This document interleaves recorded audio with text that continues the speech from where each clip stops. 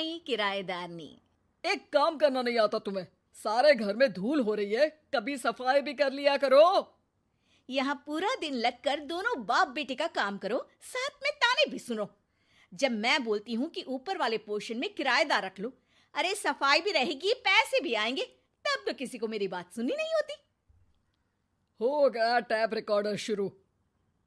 ये कहते हुए राज घर से बाहर निकल जाता है, जिसके बाद शिविन अपने कमरे से निकलकर नेहा के पास आता है।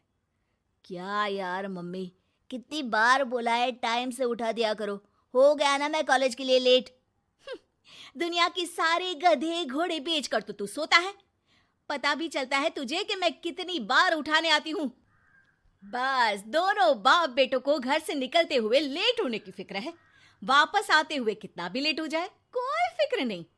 ओहो मम्मी, ओवर एक्टिंग मत किया करो। माँ की बातें अब ओवर एक्टिंग ही तो लगेगी ना, मेरी तो कोई फीलिंग्स ही नहीं है। क्या करूं, मर जाऊं क्या मैं? ओफो मम्मी, जा रहा हूं मैं, बाय। शिविन चला जाता है और नेहा बेचारी किलस्ती अपने घर के कामों में लग जाती है।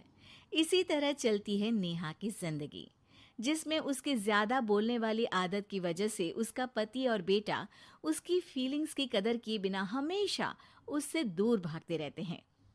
पूरा दिन घर में अकेले रहो और जब पति या बेटे से बात करने जाओ तो उनके नखरे अलग। अब मुझे ही कोई अच्छा किराएदार ढूंढना पड़ेगा। इसी के साथ नेहा किराएदार की खोज शुरू कर देती है, जिसके कुछ महीनों बाद दूसरे शहर से यहाँ पढ़ने के लिए आई निम्मी घर ढूंढते हुए नेहा के पास आती है और वो उसे किराए पर रख लेती है। अगली सुबह हमेशा की तरह राज और शिविन अपनी जल्दी में होते हैं कि निम्मी वहां आ जाती है। दीदी, थोड़ी चीनी मिलेगी, वो कल ना राशन लाने का समय ही नहीं मिला। निम्मी को देखते ही दोनों बाप बेटे की जल्दी वहीं खत्म हो जाती है और वो निम्मी को इम्प्रेस करने की रेस में भागने लगते हैं। अरे मम्मी को क्यों परेशान करना, मैं हूं ना। अरे तूने आज तक अभी किचन की शक्ल भी देखी है? रुको, मैं लेकर आता हूँ। चीनी का डिब्बा कौन सा है और कहाँ रखा है वो तो पता नहीं है दोनों को, फिर चीनी के अपने मुंह से निकलने जा रहे हो किचन में। अरे मैं तो बस तुम्हारी मदद करने के लिए बोल रहा था। है क्या मदद? और वो भी तुम करोगे? सच में? अरे कोई तो सच बताओ, सुबह सुबह दोनों बाप बेटे कोई सूखा नशा करके तो नहीं आ गए ना? अरे कैसी बेकार की बातें करती हो मम्मी। अरे जब कौवा अचानक हंस की चाल चलने लगेगा तो शक होना तो लाजमी है ना। घर का ऐसा माहौल देख निम्मी वहां से जाने ही लगती है कि राज उसे रोक लेता है। अरे आपने चीनी तो ली ही नहीं?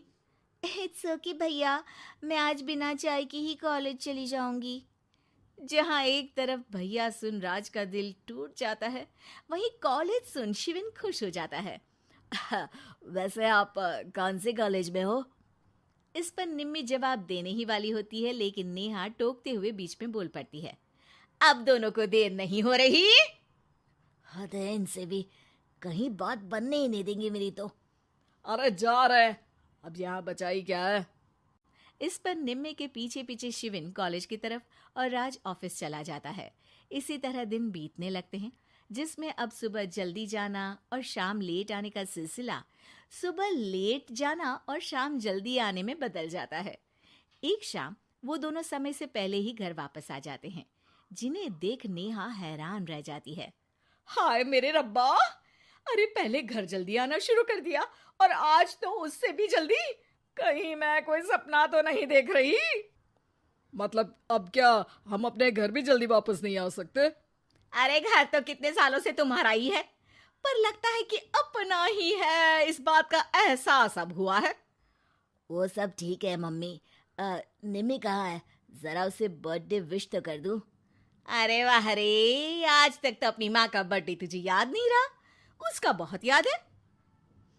वो तो मुझे पापा ने याद दिलाया है। हैं? अरे क्या बोल रहे हो तुम, झूठे? नहीं बेबी, देखो मुझे तो तुम्हारा बर्थडे भी याद नहीं रहता, तो उसका कहाँ से याद रहेगा मुझे? तौबा, मैंने तो किराएदार रखकर अपने ही पैर पर कुल्हाड़ी मार ली। बेटा तो बेटा, यहाँ तो बाप भी किसी से कम नहीं है। इतनी देर में निम्मी भी घर वापस आ जाती है, जिसे देखते ही शिविन हैप्पी बर्थडे गीत गाता हुआ उसके पास चला जाता है। हैप्पी बर्थडे निम्मी। बताओ आज क्या चाहिए तुम्हें? हाँ हाँ, मांग लो ना इसकी जान। अरे नहीं नहीं, मुझे कुछ नहीं चाहिए, बल्कि मैं तो आज आप लोगों को कुछ देने आई हूँ। क्या क्या देने आई हो? निम्मी अपनी बैग में से मिठाई का डिब्बा और शादी का कार्ड निकालती है।